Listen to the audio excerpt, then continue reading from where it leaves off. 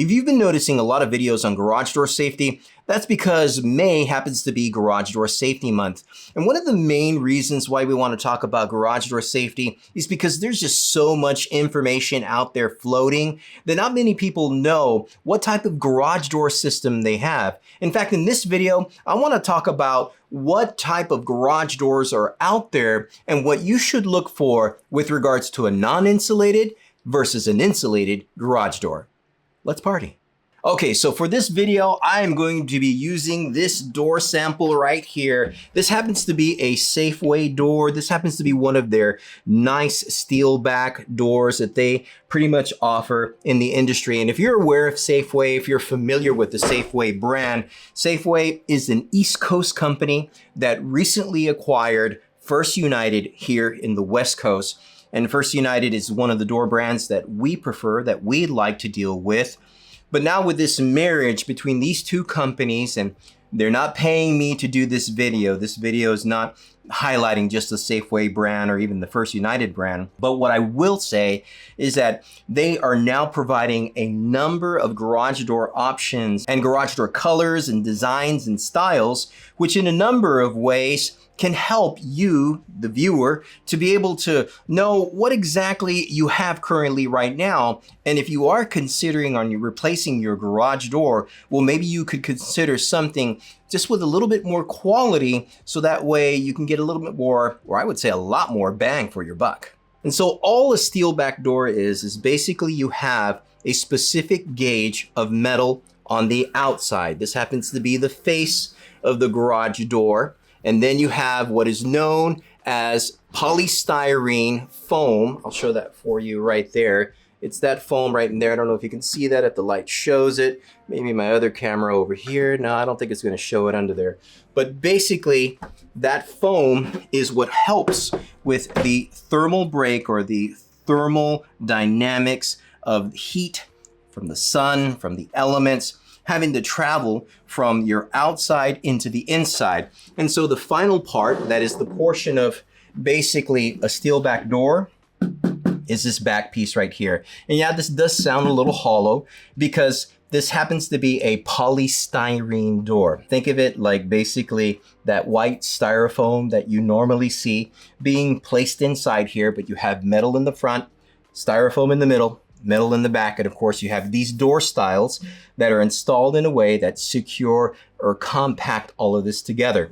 Now, if you're considering, again, looking at a steel back insulated garage door, this is what most of them will look like. If you're looking at a polyurethane foam compacted door, well, yeah, that's a different monster altogether. And basically what a polyurethane foam compacted door is a type of foam, a type of insulation that is injected in between these two metal sections that provide a much better seal and a much better level of insulation. Now, we could get into like the R value of stuff and the U factor of stuff, and I don't want to complicate this video with all that because, again, we're highlighting in the month of May garage door safety. But just keep in mind that when you are looking at the variables or the factors that would maintain your garage cooler in the summer, warmer in the winter, a steel back door is going to do the trick. The steel back door is going to be the way to go. And depending on the type of insulation you have, whether that insulation is like an R9 or an R12 or perhaps an R18, well, yeah, you're going to get a little bit more efficiency out of your door. Now, notice that I say you're going to get a little bit more efficiency. Why not a lot of efficiency? In other words, if your garage door happens to currently be an R9 insulated door, but you want to upgrade to an R18, well, that means that you're going to get double the energy efficiency. And although that's just not the case, and that's because of the law of diminishing returns. In other words, the more you put something into a specific scenario, situation, or factor, the less return you're going to get. So the more energy you put into something, you're going to get less and less efficiency out of it. That applies very well to garage doors that are insulated. And I don't want to say that buying an insulated garage door is going to be a waste of money, because that's just not true either. You will get energy efficiency out of your home, out of your garage, if you do have an insulated garage door. But that's just part of the factor. It's just, you got to think about some other aspects to the garage door system, as in the perimeter seal, the vinyl molding that goes around your door. Of course, the bottom seal to the garage door right there, that seal that you see, you want to make sure that that also provides a level of weatherization.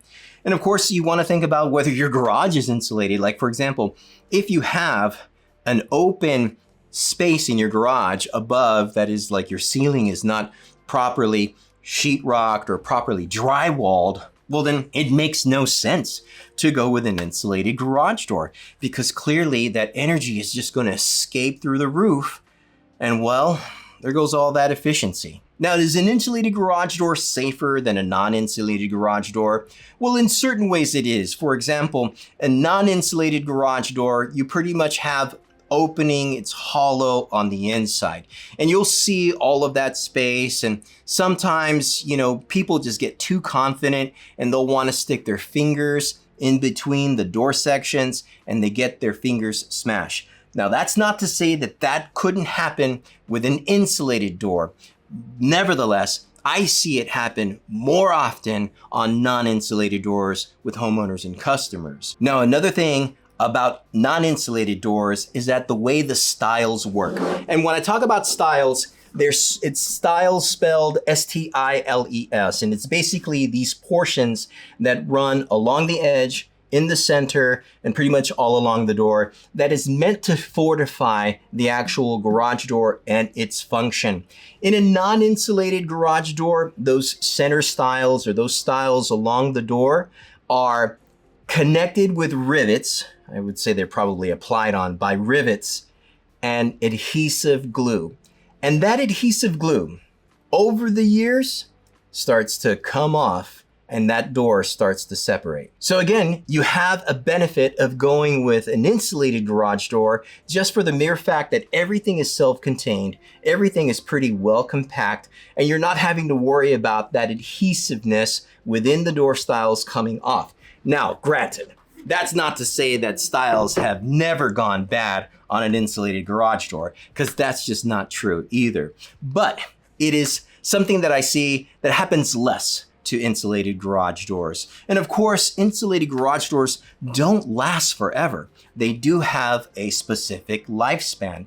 But if you are considering a garage door for your home that you plan on staying for the longest time, and every time you drive up to your driveway and you look at that garage door, well, you want to be happy about it, right? You want to look at it and say like, I love that door, just as I did when I purchased it 20 years ago or got it 5 years ago. And I'm going to love it as long as I keep living and as long as I keep driving up to the driveway. Of course, you'll be able to have that same sensation and feeling with a non-insulated door. Nevertheless, you will get more benefits out of an insulated door based on the fact that it's just going to provide you a lot more quality experience. Additionally, a non-insulated garage door will create and generate a lot more noise than an insulated garage door. So when people are considering going with a non-insulated door, one of the things that I'd like to highlight is that, well, it's going to produce a lot more noise than you're probably used to, especially if they're going from an insulated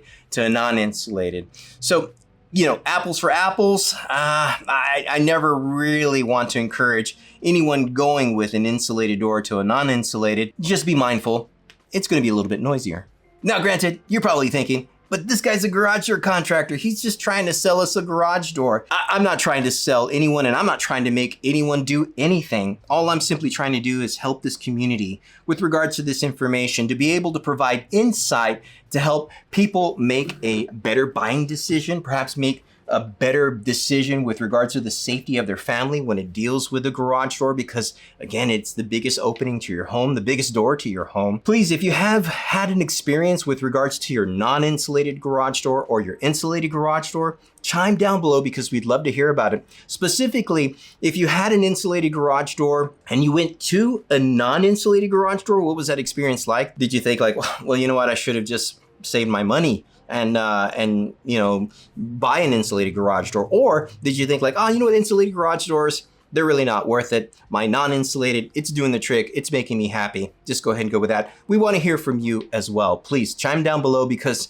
that's one way that we can help out this community. Of course, we have a number of videos that talk about garage doors, but we also talk about garage door openers on this channel. So let's keep this party going. Check out one of these videos right here. As always, I want to thank y'all for partying with me. Y'all stay safe.